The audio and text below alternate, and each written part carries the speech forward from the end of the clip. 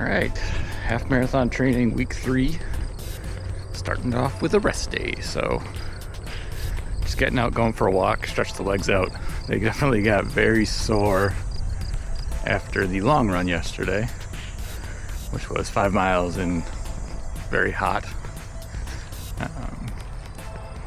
I ended up running half of it in zone 5 just by maintaining slower than my target pace the whole time.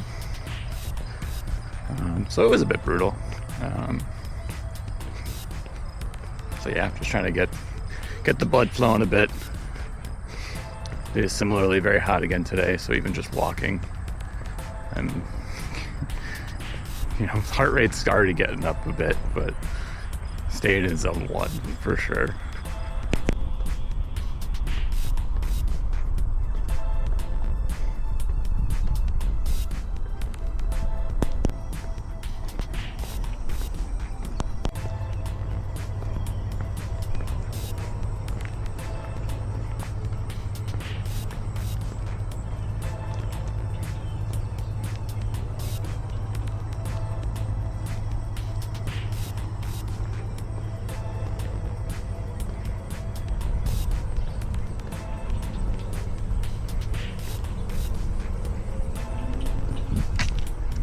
It's a little guy.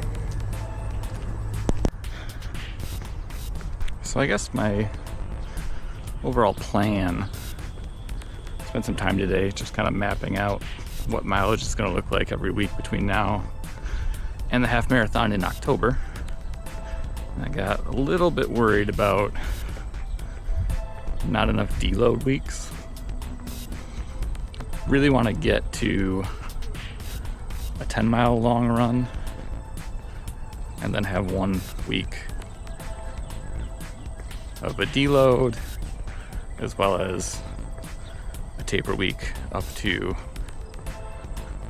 the half marathon itself, which only gives me like 7 weeks now. And I'm currently building up mileage a bit aggressive just because I'm getting back to where I was like a month and a half ago. So the concern becomes, well, while I'm doing this aggressive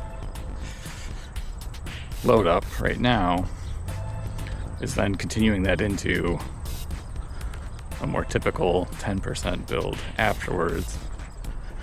There was really only going to be time for like 1, maybe 2 deload weeks in there, and that's not really enough for someone like me who tends to be a bit injury prone when building mileage. So I think I'm actually going to take this week as a bit of a deload, just to freshen up the legs a bit. Then I'll have a 4-week build, a 1-week deload, which I think coincides with when I have a 5K planned, which I'm quite excited for. The 5K I actually ran last year. It was crazy hot out and did not put in a very good time. So hoping to redeem myself at that one a bit. So either way, I'm thinking that 5K race, I'm probably not going to go super hard. So that week will kind of be the deload week, leading into another 4-week build, at the end of which I should be at about 10 miles. And that should give me enough time to do the tapering I want at the end. So, working backwards, kind of landed on I should probably take a deload week now to avoid kind of an awkward ending phase. Which is probably smart anyway. I've been running through a lot of really hot weather, and that's been making all of the runs a lot harder than they probably should be.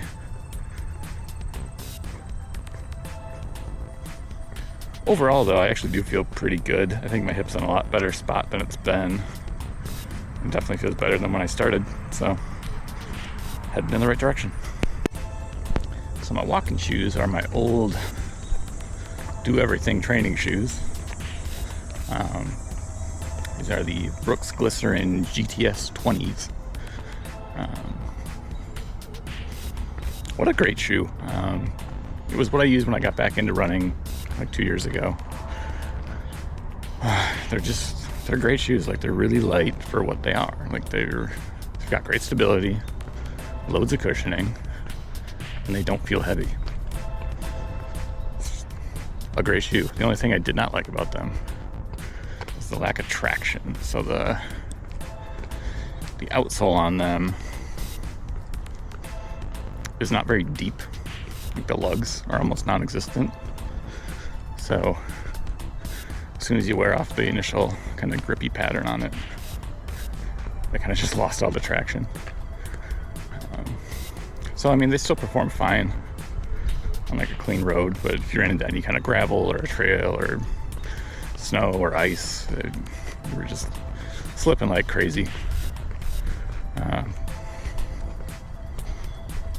Yeah, I really like them. I'm glad I could still use them. I still have some life in them, but ultimately they've been rotated out at this point, so down there are my walking shoes. Week 3, run 1, easy run. Let's go. It is a balmy 92 degrees outside. If this heat wave ever breaks, I'm gonna be so fast.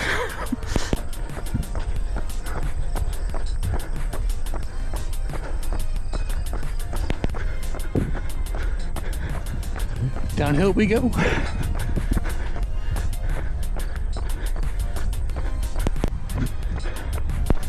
So I know this trail kind of crosses a lot of fairly busy streets. I still find it really frustrating when nobody stops to let you cross.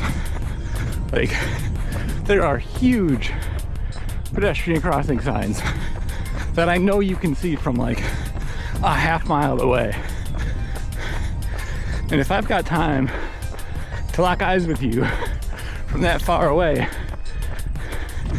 and we just watch each other as you drive past, you could have stopped. I don't know. Maybe I need to just start filming everyone at those crossings. Maybe someone will feel self-conscious enough to actually stop for once.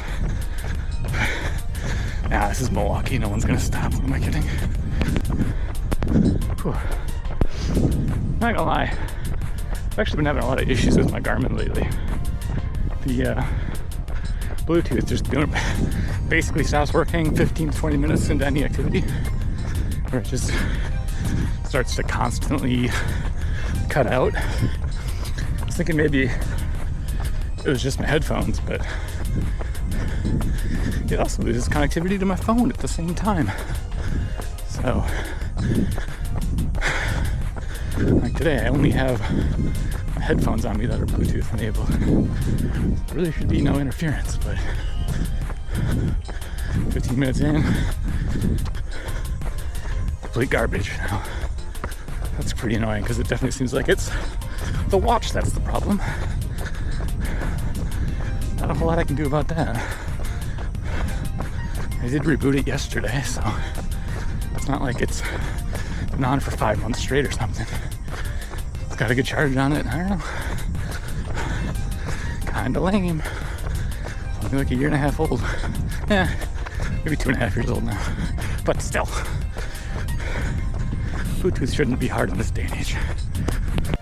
That's probably enough running. That's 2 miles in close to 20 minutes.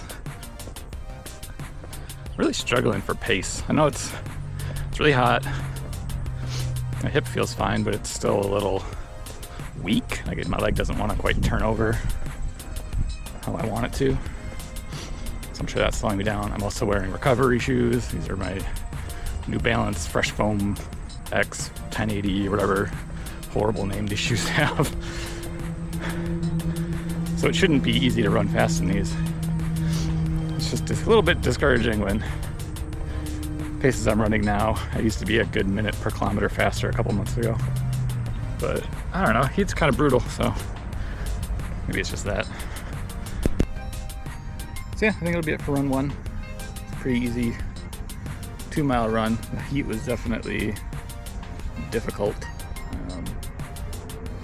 but just ran slow.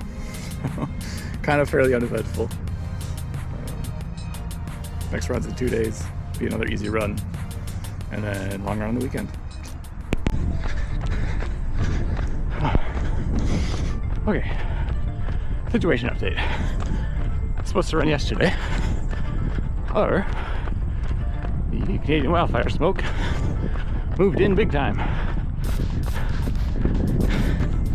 And that meant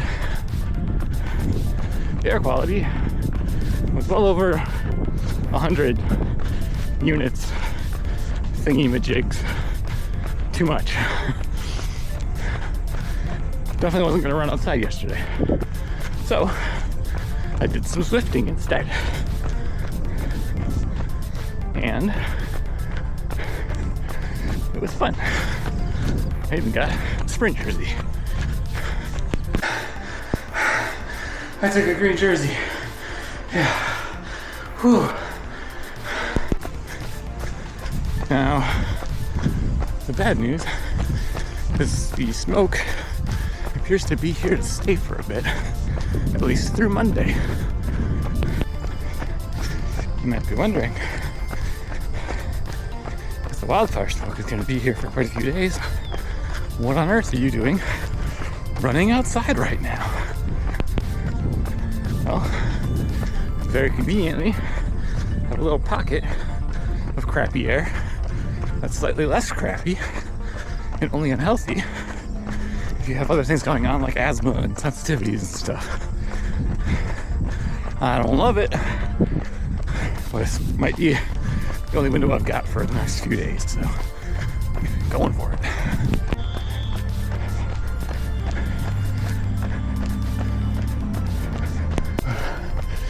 For the big dig in up the hill. Definitely feel that air quality. Yeah, it's not nice. Feels like I'm chewing on the air. Ugh.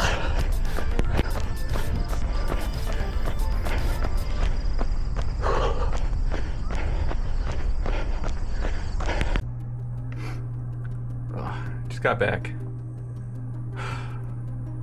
I feel like the air is stuck in my teeth and I'm covered in dirt. It's so gross outside. Ugh.